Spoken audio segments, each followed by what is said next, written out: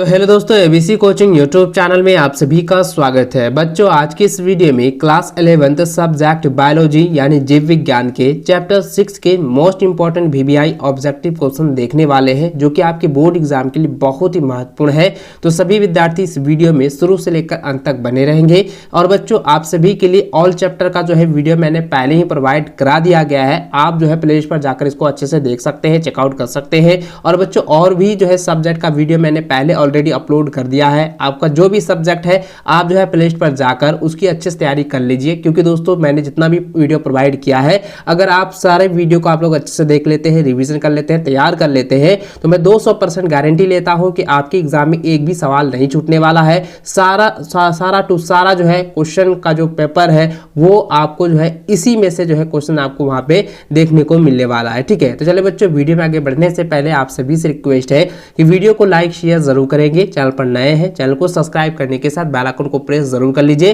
ताकि आगे भी इसी प्रकार के मैं आप लोगों को हेल्प करता रहूं। तो चलिए बच्चों, क्वेश्चन की ओर चलते हैं। तो देखिए बच्चों, सबसे पहला जो प्रश्न दिया गया है कि कौन सा पादप उत्तक पानी और पोषक तत्वों के संवहन के लिए उत्तरदायी होता है। तो दोस्तों, इसका आंसर जाएगा जाइलम। जाइलम क्या करता है? जाइलम जो है किसी भी पादप उत्तक में जो है पानी और पोषक तत्वों के लिए जो है ये संवहन के लिए कार्य करता है, संवहन के लिए उत्तरदायी होता है। तो ऑप्शन नंबर बी जो इसका सही आंसर होगा।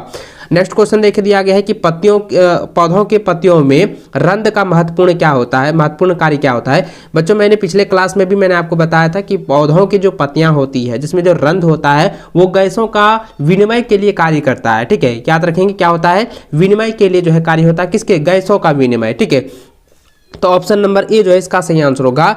पौधों के पत्तियों में रंध्र का जो महत्वपूर्ण कार्य होता है गैसों के विनिमय के लिए होता है। ऑप्शन ए इसका राइट और सटीक आंसर होगा। अगला प्रश्न दिया गया है कि पत्ती के किस भाग में क्लोरोप्लास्ट प्रचुर मात्रा में उपस्थित होते हैं। तो इसका आंसर जाएगा दोस्तों पर्ण मध्योतक भाग में होता है। ठीक है, तो ऑप्शन नंबर जो है सी इसका सही आंसर होगा। अगला प्रश्न है कि निम्नलिखित में से किस उत्तक में सक्रिय कोशिका विभाजन की क्षमता होती है। ये कई बार एग्जाम में रिपीट हो चुका है बच्चों। इसका आंसर जाएगा विभयोजक उत्तक। ठीक है, क्या हो जाएगा? विभयोजक उत्तक हो जाएगा। ऑप्शन नंबर जो है ना सी जो इसका सही आंसर होगा। अगला प्रश्न देखें, दिया गया है दोस्तों, कहता है कि किसी पौधों में मूल गोप का कार्य क्या है। तो मूल गोप का कार्य क्या होता है? मूल गोप का कार्य होता है जड़ों को सुरक्षित रखना या जड़ों की सुरक्षा करना। ठीक है, ऑप्शन नंबर बी जो इसका सही आंसर होगा। अगला प्रश्न है कि काष्ठीय पौधों में कैम्बियम का निम्नलिखित में से कौन सा कार्य होता है। कैम्बियम का जो निम्नलिखित होता है वह द्वितीयक वृद्धि के लिए कार्य होता है। ऑप्शन नंबर सी जो इसका सही आंसर होगा। नेक्स्ट क्वेश्चन दिया गया है कि कौन सा उत्तक पौधों में भोजन और कार्बनिक पोषक तत्वों का परिवहन करता है। यानी दोस्तों फूड और ऑर्गेनाइज जो न्यूट्रिशन होते हैं वो प्लांट के लिए यानी कि पौधों के लिए जो है ट्रांसपोर्ट का काम करता है, वो कौन सा उत्तक होते हैं। तो इसका आंसर जाएगा जाइलम उत्तक। ठीक है, तो ऑप्शन नंबर जो है डी इसका सही आंसर होगा। इसको कॉपी में नोट कर लीजिए और एग्जाम से पहले आप लोगों को रिवीजन कर लेना है, याद कर लेना है। चलिए बच्चों, आगे बढ़ते हैं। अगला प्रश्न देखें, दिया गया है कि निम्नलिखित में से कौन पौधे के तने की सबसे बाहरी परत है। तो पौधों के तने के सबसे बाहरी परत को क्या कहा जाता है? बाह्य त्वचा कहा जाता है। ठीक है, तो ऑप्शन नंबर जो है सी इसका सही आंसर होगा। अगला प्रश्न दिया गया है कि निम्नलिखित में से कौन सा पौधों के उत्तक का एक प्रकार है। पौधों के उत्तक का यानी कि प्लांट्स टिश्यू का जो है एक प्रकार होता है, टाइप्स होता है। तो बच्चों, ये कई बार एग्जाम में पूछा जा चुका है, इसको आप लोग याद रखेंगे। इसका आंसर जाएगा जाइलम। ठीक है, ऑप्शन सी जो है इसका सही आंसर होगा। अगला प्रश्न दिया गया है कि which of the flowing is the main function of root hair in plant. यानी कि पौधों के मूल रोम का मुख्य कार्य निम्नलिखित में से कौन सा है। तो मुख्य कार्य क्या होता है बच्चों? मुख्य कार्य होता है जल का अवशोषण करना। ठीक है, यानी कि वाटर एब्जॉर्प्शन ऑफ वाटर। तो ऑप्शन नंबर जो है सी इसका सही आंसर होगा। अगला प्रश्न दिया गया है कि तने के बाह्य त्वचा निम्नलिखित में से किसके समतुल्य होती है। तो किसके समतुल्य होती है बच्चों? ये कई बार एग्जाम में रिपीट हो चुका है। मूल्य तत्व मूल्य त्वचा के लिए जो है ये समतुल्य होती है। तो ऑप्शन जो है ए इसका सही आंसर होगा। अगला प्रश्न दिया गया है कि इंटर कैलोरी यानी कि अंतर्देशीय मेरिस्टेम का कार्य होता है। तो देखिए इंटर कैलोरी का जो मुख्य कार्य होता है यानी कि यह जो होता है मेरिस्टेम का जो कार्य होता है वह होता है बच्चों द्वितीयक की वृद्धि के लिए। ठीक है, द्वितीयक वृद्धि के लिए। तो ऑप्शन जो है 20 का सही आंसर होगा। अगला प्रश्न दिया गया है कि पत्तियों की बाह्य त्वचा का मोम जैसे आवरण जो जल के ह्रास को कम करने में मदद करता है। तो इसका आंसर हो जाएगा बच्चों ऑप्शन नंबर बी हो जाएगा क्यूटम, ठीक है, क्यूटल हो जाएगा। तो ऑप्शन जो है ना बी इसका सही आंसर होगा। और ये 13 नंबर जो सवाल है ये कई बार एग्जाम में रिपीट हो चुका है, इसको आप लोग ध्यान में रखेंगे, इसको आप लोग एग्जाम से पहले जो है ना रट लीजिएगा, ठीक है। चलिए नेक्स्ट क्वेश्चन देखें दोस्तों, दिया गया है कि निम्नलिखित में से कौन सी द्विबीजपत्री तने में संवहनी बंडलों का व्यवस्था है। तो ये इसका आंसर क्या हो जाएगा बच्चों, ये कई बार एग्जाम में रिपीट हो चुका है, पिछले बार भी आपके एग्जाम में पूछा गया है। तो इसका आंसर हो जाएगा कैम्बियम के बिना, ठीक है। तो ऑप्शन नंबर जो है सी इसका सही आंसर होगा विदाउट कैम्बियम, ठीक है, इसको आप लोग नोट कर लीजिए। अगला प्रश्न देखें दोस्तों, 15 नंबर दिया गया है, कहता है कि इंटर कैलरी यानी कि अंतर्देशीय मेरिस्टेम कहाँ अवस्थित होते हैं, कहाँ अवस्थित होते हैं। तो इसका आंसर होगा पर्व में, ठीक है, तो यानी कि जो है इंटरनोड में होते हैं। तो ऑप्शन नंबर जो है ना सी इसका सही आंसर होगा। अगला प्रश्न दिया गया है कि the role of the phloem is, यानी कहता है फ्लोएम की मुख्य भूमिका होती है। तो फ्लोएम की जो मुख्य भूमिका होती है वो होता है ट्रांसपोर्ट ऑफ फूड, यानी क्या होता है, यानी कि भोजन का, यानी कि भोजन का जो होता है वो ट्रांसपोर्ट के लिए, ठीक है, भोजन का संवहन के लिए। तो ऑप्शन नंबर जो है संवहन नहीं परिवहन के लिए, तो ऑप्शन नंबर जो है ना सी जो है इसका सही आंसर होगा ट्रांसपोर्ट ऑफ फूड, ठीक है। चलिए आगे बढ़ते हैं बच्चों, अगला सवाल दिया गया है कि which of the flowing is not a plant call, यानी कहता है निम्नलिखित में से कौन पादप कोशिका नहीं है। तो इसका आंसर क्या हो जाएगा, ये हो जाएगा ल्यूकोसाइट। ल्यूकोसाइट जो है ये पादप कोशिका नहीं है, ऑप्शन नंबर जो है डी इसका सही आंसर होगा। नेक्स्ट क्वेश्चन दिया गया है द फंक्शन ऑफ द केलेनेकाइमा कोशिका का कार्य होता है। यानी दोस्तों यहाँ पे ये कहता है कि केलेनेकाइमा सेल जो होता है वो प्लांट में वो उसका क्या फंक्शन होता है, क्या कार्य होता है, मुख्य कार्य इसको बताना है। तो बच्चों इसका आंसर हो जाएगा न्यूट्रिएंट ट्रांसपोर्ट, यानी कि पोषण का परिवहन करना, ठीक है। क्या हो जाएगा न्यूट्रिएंट ट्रांसपोर्ट हो जाएगा। इसका आंसर जो है ऑप्शन सी जो है इसका सही आंसर होगा पोषण परिवहन के लिए। अगला प्रश्न देखिए दोस्तों, 19 नंबर दिया गया है कि पौधों में कौन से ऊतक द्वितीयक वृद्धि के लिए उत्तरदायी होता है। देखिए मैंने कई बार आपको अभी भी बताया कि जो पौधे होते हैं जिसमें कि कैम्बियम होता है, जो कैम्बियम जो होता है वो किसके लिए उत्तरदायी होता है, ऊतकों में द्वितीयक वृद्धि के लिए उत्तरदायी होता है। तो इसमें इसका आंसर क्या हो जाएगा, कैम्बियम हो जाएगा, ठीक है। तो ऑप्शन नंबर जो है सी इसका सही आंसर होगा। अगला प्रश्न देखिए दोस्तों, दिया गया है कि फ्लोएम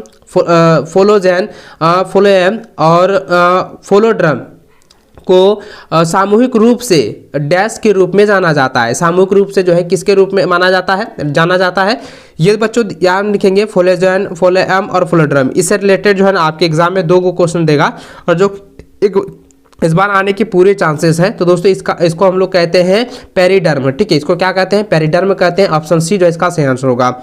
अगला प्रश्न देखिए दोस्तों, दिया गया है कि द्विबीजपत्री तने में संवही कैम्बियम है। तो संवही कैम्बियम क्या होगा, तो कैम्बियम क्या होता है बच्चों, इसका आंसर क्या हो जाएगा, इसका जो होगा वो प्राथमिक उत्पन्न के लिए, ठीक है, यानी कि प्राइमरी इन ऑर्गेन। तो यहाँ पे क्या हो जाएगा, प्राइमरी इन ऑरिजिन हो जाएगा, यानी कि प्राथमिक उत्पन्न के लिए, ठीक है। ऑप्शन जो है ए इसका सही आंसर होगा।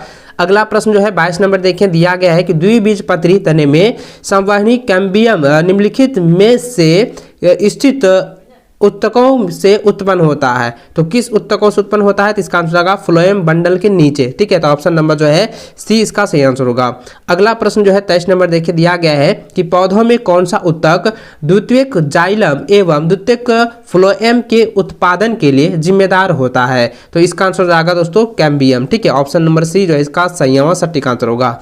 अगला प्रश्न देखिए 24 नंबर दिया गया है कि घासों में सिराओं, ठीक है, घासों में सिराओं के साथ कुछ जो है एपिडर्मल कोशिकाएं स्वयं को बड़े खाली रंगहीन कोशिकाओं में परिवर्तित कर लेती है, वे कहलाती है। तो वे क्या कहलाती है बच्चों, वे जो है आवर्ध्य तत्व कोशिका कहलाती है, आवर्ध तत्व कोशिका कहलाती है। ऑप्शन नंबर जो है ना बी इसका सही आंसर होगा बुलिफॉर्म सेल, ठीक है, इसको आप लोग नोट कर लीजिए, एग्जाम में आने वाले हैं। अगला प्रश्न देखिए, दिया गया है कि वे उत्तक जो पौधों के बढ़ते भागों को यांत्रिक सहायता प्रदान करते हैं, जैसे नवीन तने एवं पत्तियों के पर्णवृत्त है। तो पत्तियों के पर्णवृत्त हो जाएंगे, तो यहाँ पे क्या होगा, इसका आंसर ये हो जाएगा कोलेनकाइमा हो जाएगा, ठीक है, कोलेनकाइमा। ऑप्शन नंबर सी जो इसका सही आंसर होगा। अगला प्रश्न देखिए, दिया गया है कि वे उत्तक जो गिरीदार फलों की फल भित्ति, अमरूद, नाशपाती जैसे फलों के गुद्दे तथा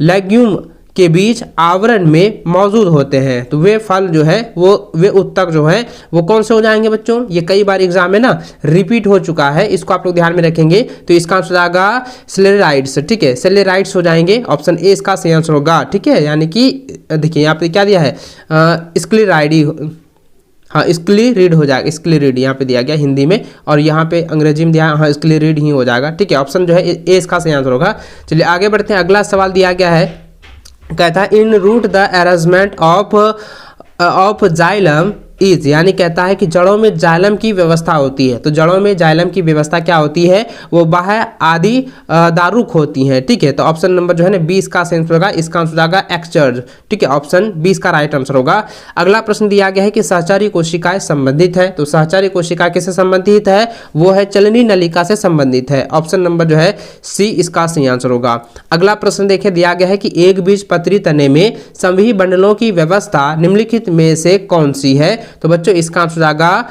बिखरे हुए हैं। तो ऑप्शन नंबर जो है बी इसका सही आंसर होगा। अगला प्रश्न दिया गया है कि द्विबीजपत्री जड़ों की किस कोशिकीय परत में कैस्पेरियन पट्टियां मौजूद होती है? तो किस जो है कोशिकीय परत में कैस्पेरियन जो है पट्टी जो है मौजूद होती है? तो बच्चों इसका आंसर जाएगा परिरंभ में, ठीक है, परिरंभ। ऑप्शन नंबर जो है ना सी इसका सही आंसर होगा, यानी कि पेरिसाइकल, ठीक है। इसको नोट कर लेंगे और एग्जाम से पहले सभी क्वेश्चन को आप लोगों को रिवीजन कर लेना है, हर हाल में आप लोगों को तैयार करना है, क्योंकि इसी से ना आपकी एग्जाम में बोर्ड एग्जाम में सारे सवाल जो है पूछे जाएंगे।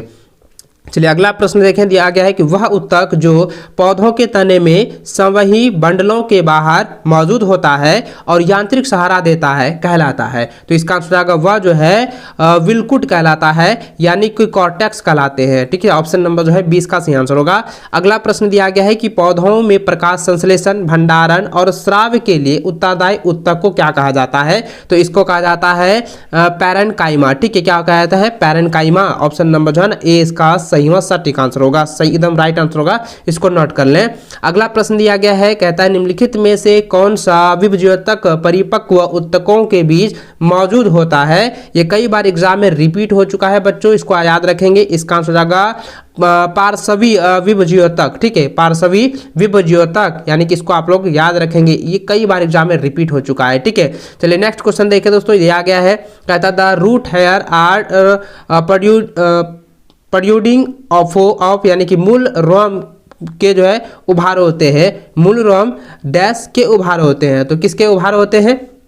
तो मूल रोम जो होता है ना वो बाह्य त्वचा के उभार होते हैं। क्या होते हैं? बाह्य त्वचा के उभार होते हैं। ऑप्शन जो है ए इसका सही आंसर होगा, एपिडर्मस का जो है ये उभार होते हैं, ठीक है। चलिए अगला प्रश्न देखिए, 35 नंबर दिया गया है कि सरल जीवित अस्थायी उत्तक जो जड़ों में मौजूद नहीं होता है वो होते हैं, वो क्या कहलाते हैं बच्चों? वह जो है एरेनकाइमा कहलाते हैं। ऑप्शन नंबर जो है सी इसका सही आंसर होगा। अगला सवाल दिया गया है कि संवहनी बंडल पौधों के किस भाग में मौजूद होते हैं? तो किस भाग में मौजूद होते हैं बच्चों? तो इसका आंसर आएगा विलकुट, यानी कि कॉर्टेक्स में मौजूद होते हैं। ऑप्शन जो है 20 का सही आंसर होगा। अगला सवाल दिया गया है कि बंद संवहनी बंडल में निम्नलिखित में से कौन अनुपस्थित होते हैं, यानी कि कौन जो है इसमें से जो है अब्सेंट होता है? तो बच्चों इसका आंसर हो जाएगा कैम्बियम, ठीक है। ऑप्शन नंबर जो है 20 का सही व सटीक आंसर होगा। अगला प्रश्न देखें, दिया गया है कि कैस्पेरियन पट्टियों में उपस्थित अप्रागम्य मोमी पदार्थ है। तो अप्रागम्य मोमी पदार्थ जो है वह कौन है? इन चारों ऑप्शन में आपको बताना है, और इसका जो आंसर है आप मुझे कमेंट करके बताइएगा, क्योंकि बच्चों मैंने कई बार आपको बताया है कि सुब्रीन, ठीक है, याद रखेंगे, सुब्रीन जो होता है वो कैस्पेरियन पट्टियों में वो उपस्थित होते हैं, और यह जो है अपारगम्य मोमी पदार्थ में होते हैं, ठीक है। तो ऑप्शन नंबर क्या होगा? बी जो है इसका सही आंसर होगा सुब्रीन, ठीक है। इसको आप लोग जो है याद रखेंगे, सुबेरिन। चलिए अगला प्रश्न देखिए दोस्तों, दिया गया है कि पौधों में कितने प्रकार के विभज्योतक उत्तक जो है पाए जाते हैं? तो कितने प्रकार के विभज्योतक उत्तक पाए जाते हैं बच्चों? तो यह होता है 3 प्रकार के होते हैं, ठीक है। तो ऑप्शन नंबर जो है सी इसका सही आंसर होगा।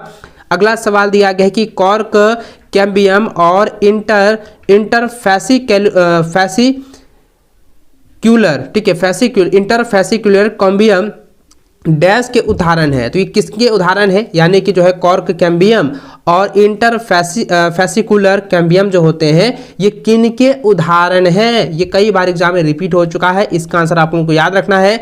यह जो है सेकेंडरी मेरिस्टेम, ठीक है, सेकेंडरी मेरिस्टेम के उदाहरण है, यानी कि द्वितीयक विभज्योतक के उदाहरण है, ठीक है। तो ऑप्शन जो है 20 का सही आंसर होगा।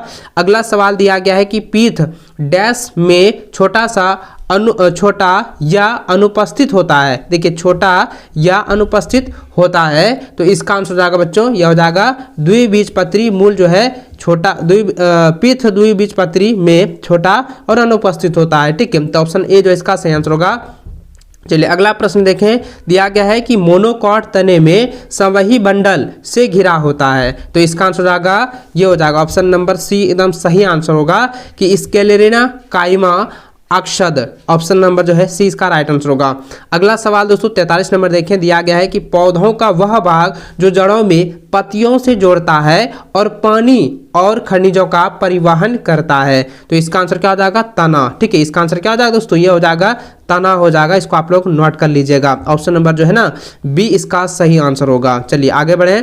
अगला सवाल दोस्तों 44 नंबर देखिए, दिया गया है कि पत्ती में कोशिकाओं की वह परत जो ऊपरी और निचली एपिडर्मस के बीच मौजूद होती है और जिसमें क्लोरोप्लास्ट होते हैं कहलाती है। यानी दोस्तों कोशिकाओं की वह परत आपको बताना है जो कि ऊपरी और निचली भागों में एपिडर्मस के बीच मौजूद होती है और जिसमें कि क्लोरोप्लास्ट भी होते हैं, वे कहलाती है। तो वे क्या कहलाती हैं, वे जो है मीजोफिल कहलाती हैं। ऑप्शन जो है सी इसका सही आंसर होगा।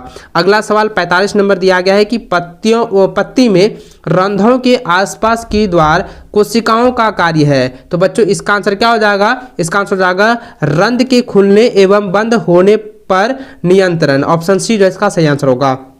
अगला सवाल है कि जाइलम का कार्य डैश का स्थानांतरण है। तो जाइलम का कार्य जो होता है वो किसके स्थानांतरण होता है, जल, खनिज, कुछ कार्बनिक नाइट्रोजन एवं हार्मोन के स्थानांतरण में होता है। ऑप्शन जो है डी इसका सही आंसर होगा। अगला सवाल 47 नंबर दिया गया है कि जो वाहिका है वाहिका में पाई जाती है। तो वाहिका में क्या पाई जाती है, वाहिका में दोस्तों एंजियो, ठीक है, एंजियो स्पर्म पाए जाते हैं, ठीक है, याद रखेंगे एंजियो स्पर्म पाए जाते हैं। ऑप्शन नंबर जो है ना डी इसका सही आंसर होगा। वाहिका में एंजियो स्पर्म पाए जाते हैं, ऑप्शन डी राइट आंसर होगा। अगला सवाल दोस्तों दिया गया है कि अरीय संवहनी बंडलों में जाइलम और फ्लोएम पेंच की व्यवस्था है। तो बच्चों ये कई बार एग्जाम में रिपीट हो चुका है, प्रीवियस ईयर की बोर्ड परीक्षा में भी यह सवाल जो है दिए जा चुके हैं। तो इसको याद रखना है, इसका आंसर हो जाएगा एकांतर होते हैं, ठीक है। व्यवस्था जो होती है वो एकांतर है, एकांतर में होता है। ऑप्शन जो है ए इसका सही आंसर होगा। अगला सवाल दोस्तों 49 नंबर देखें, दिया गया है कि बाह्य आदि दारुक प्रकार की व्यवस्था उपस्थित होती है। तो यह जो है मूल में उपस्थित होती है, यानी कि जड़ में होती है, रूट में, ठीक है। तो ऑप्शन नंबर जो है ए इसका सही आंसर होगा। अगला सवाल दिया गया है कि रक्षक कोशिकाओं के आसपास की एपिडर्मल कोशिकाएं अपने आकृति और आकार में विशिष्ट हो जाती है, वे कहलाती है। तो वे जो है सहायक कोशिकाएं कहलाती है, ऑप्शन बी इसका सही आंसर होगा। अगला सवाल दिया गया है कि द्विबीजपत्री जड़ों में द्वितीयक वृद्धि के दौरान पार्श्व जड़ों और संवही कैम्बियम की शुरुआत होती है। तो यह जो है परिरंभ की शुरुआत होती है, ऑप्शन बी सी जो है इसका सही आंसर होगा। तो दोस्तों इस चैप्टर में जितने भी क्वेश्चन मैंने आपको बताए हैं आपके बोर्ड एग्जाम के लिए बहुत ही महत्वपूर्ण है। इसको एग्जाम से पहले आप लोग को रिवीजन कर लेना है। इसको आप लोग कॉपी में हो सके तो नोट कर लीजिएगा। और बच्चों आप मुझे कॉमेंट करके जरूर बताइएगा कि इसमें से कितना सवाल आपको पहले से पता था और आपने कितना जो है तैयारी कर ली है। तो चलिए बच्चों इस वीडियो में अंत तक बने रहने के लिए बहुत बहुत धन्यवाद। वीडियो को लाइक शेयर जरूर करते जाएंगे।